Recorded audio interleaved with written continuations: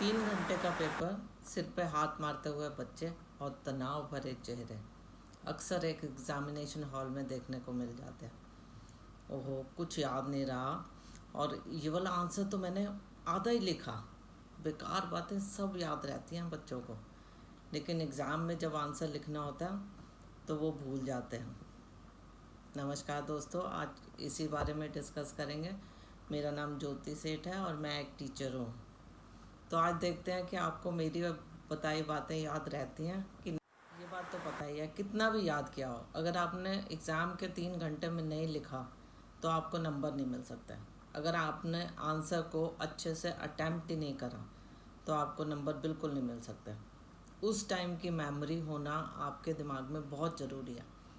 Blank paper पर किसी बच्चे को नंबर नहीं मिलते, ये सबको पता है। और ये भी आपको पता है कि हमारे शरीर में एक छोटा सा ऑर्गन है जिसे हम ब्रेन कहते हैं। इसमें 2 तरह की मेमोरी होती है, short term memory and long term memory. सबसे पहली गलती तो हम क्या करते हैं कि हम आंसर को रटते हैं। जब हम आंसर को रटते हैं तो वो हमारी शॉर्ट टर्म मेमोरी में जाता है। ऐसा हमको लगता है कि हमको याद हो गया, लेकिन वो थोड़ी देर, कुछ घंटे की बात होती है, उसके बाद वो भूल जाता है। अगर हम उसी आंसर को समझ के पढ़ते हैं तो वो हमारी लॉन्ग टर्म मेमोरी में जाता है। तो कौन सा अच्छा हुआ, शॉर्ट टर्म या लॉन्ग टर्म? तो आपको जब भी किसी आंसर को याद करना है उसको समझ के याद करना है। समझ के याद करने का मतलब आपकी मेमोरी में, लॉन्ग टर्म मेमोरी में वो चला गया और उसके बाद आपके भूलने के चांसेस बहुत। एक और बहुत ज़रूरी पॉइंट, अगर आप किसी चीज़ को याद करना या आंसर को याद करना चाहते हैं तो आपका मन बहुत शांत होना चाहिए। शांत जगह भी होनी चाहिए। शांत जगह शांत मन को सपोर्ट करता है, और आपके इंटरनल डिस्ट्रैक्शन बहुत कम होनी चाहिए। अगर आपके दिमाग में आपने कोई काम अधूरा छोड़ दिया और आपको लगता है कि वो आपने पूरा करना है, तो उस टाइम आप याद नहीं कर पाएंगे। आपका दिमाग, आधा दिमाग तो वहीं लग जाएगा कि मैंने इस काम को पूरा करना है। इसलिए ऐसा मत कीजिए। आप जब याद करने बैठें, पढ़ने बैठें, तो आपका हर काम कंप्लीट होना चाहिए और आप शांति से बैठें। अपने अंदर के थॉट्स को ज़्यादा उभरने ना दें। आपका ध्यान सारा पढ़ाई। जब आप नॉलेज को गेन करने के लिए पढ़ते हैं तो आपका मन उसे एक्सेप्ट करता है, आपका दिमाग भी उसे एक्सेप्ट करता है, तो आपको वो जल्दी याद हो जाता है।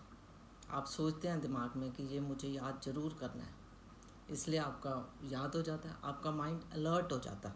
कभी कभी ऐसा लगता है कि आपको याद नहीं हो रहा। आप पढ़ते हैं किसी चीज़ को 1 बारी 2 बारी, लेकिन आपको लगता है कि आपको याद नहीं हो रहा। लेकिन ऐसा मत सोचिए, जब आप उसे 2-3 बारी पढ़ते हैं तो वो आपके मन में एक छाप छोड़ता ही है। किसी भी चैप्टर को आपको याद करना है, मान लो 15 पेज का चैप्टर है, तो आपको उसे कंडेंस करना पड़ेगा। सबसे पहले आप इतना बड़ा चैप्टर तो याद नहीं कर सकते, उसके कंटेंट को आपको कंडेंस करना, छोटा करना।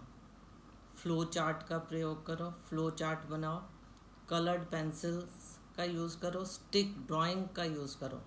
उस 15 चैप्टर के को आप 1 पेज में कंडेंस कीजिए।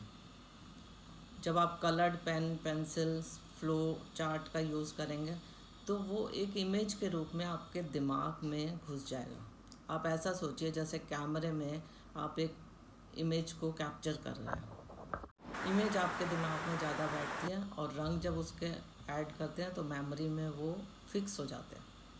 वो आपकी आंखों के सामने एक पिक्चर की तरह घूमते हैं, तो वो आपको याद हो जाते हैं। अपने माइंड को अलर्ट करें, उसे थोड़ा सा डराएं, धमकाएं। भाई अगर याद नहीं हुआ तो नंबर नहीं आएंगे, माइंड अलर्ट हो जाएगा। अब जो आप याद करेंगे वो आपकी मेमोरी में जाएगा, क्योंकि आपने अलर्टनेस कर दिया। एक घंटी बजती है तो आप अलर्ट होते हैं ना। आप मंदिर में जाते हैं, घंटी बजाते हैं, भगवान को अलर्ट करते हैं।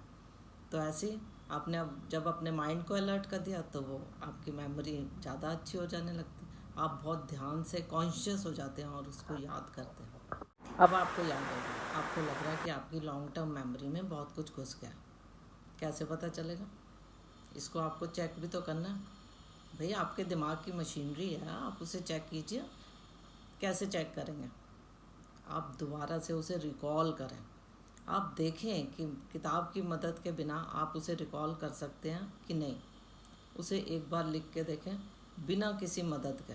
अगर आपने उसे पूरा लिख लिया तो इसका मतलब आपकी मेमोरी में घुस गया।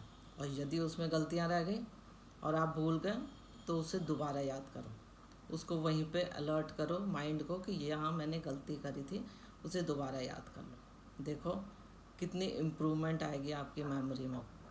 जब आपने याद करना है अपने मोबाइल को ऑफ रखना और अपने से दूर। अब एक तरीका लगा के देखो, मान लो एग्ज़ाम है 2-3 दिन बाद और आप रात को बैठे हैं, नींद नहीं आ रही है। आप किसी भी क्वेश्चन को सोचें कि इसका आंसर मैं कैसे लिखूँगा। आप उसे याद करना शुरू कर दीजिए। आप 4 पॉइंट याद कर लेंगे, 5वां 6ठे पे अटके, 7वां याद आ गया, 8वें पे अटके। अब जहाँ आप अटके हैं उसको आप उसी टाइम भी देख सकते हैं। आपका मोटिवेशन इतना हाई हो जाएगा उस टाइम पे, जो आपकी नींद है ना वो भाग जाएगी और आपका दिमाग सिर्फ याद करने में लग जाएगा कि अगर मैंने इसमें से कुछ पॉइंट्स ना लिखे तो मेरे मार्क्स नहीं आएंगे। एक कंटेंट को बार बार पढ़ने से भी वह लॉन्ग टर्म मेमोरी में चला जाता है। आपने एक बारी पढ़ा, फिर अगले दिन फिर से पढ़ा, उसके अगले दिन एक बारी फिर सोचा कि मैं देख ही लूँ, तो वो आपको याद हो जाता है। तो दोस्तों आज आपको मैंने बहुत सारे पॉइंट्स बता दिए। एक बारी सारे पॉइंट्स को एक बारी फिर दोबारा देख लेते हैं। सबसे पहला मेन जो पॉइंट है वो ये है कि आप कंटेंट को रटे नहीं, उसको आप समझ के पढ़ेंगे तो आपकी मेमोरी में रहेगा। दूसरा पॉइंट, आपको शांत जगह पे बैठना है, शांत मन के साथ। जगह ही ज़रूरी नहीं है, आपका मन बहुत ज़रूरी है। इंटरनल डिस्ट्रैक्शन कोई भी होनी नहीं चाहिए। मोबाइल को भी ऑफ कीजिए, अपने कोर्स को कंडेंस करो, फ्लो चार्ट, स्टिक ड्राइंग और कलर्स का इस्तेमाल करो। आप अपने कंटेंट को एक इमेज की तरह अपने दिमाग में बिठाइए। सेट करो, माइंड को अलर्ट करो। जहाँ माइंड अलर्ट हो जाएगा वहाँ मेमोरी अच्छी आपकी काम करती है। बार बार रिकॉल करो, 2-3 बार रिकॉल करेंगे तो आपकी मेमोरी में वो चीज़ घुस जाएगी। आंसर्स को एग्ज़ाम की तरह 3 बार लिख के देखो। अगर आपको लगे कि कोई आंसर मुश्किल है तो कम से कम उसे 3 बार बिना किसी मदद के लिख के देखो।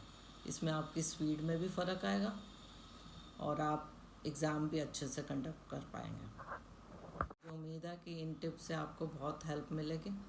अगर अच्छा लगे तो मेरे चैनल को लाइक करो और सब्सक्राइब भी करो। धन्यवाद, फिर मिलेंगे।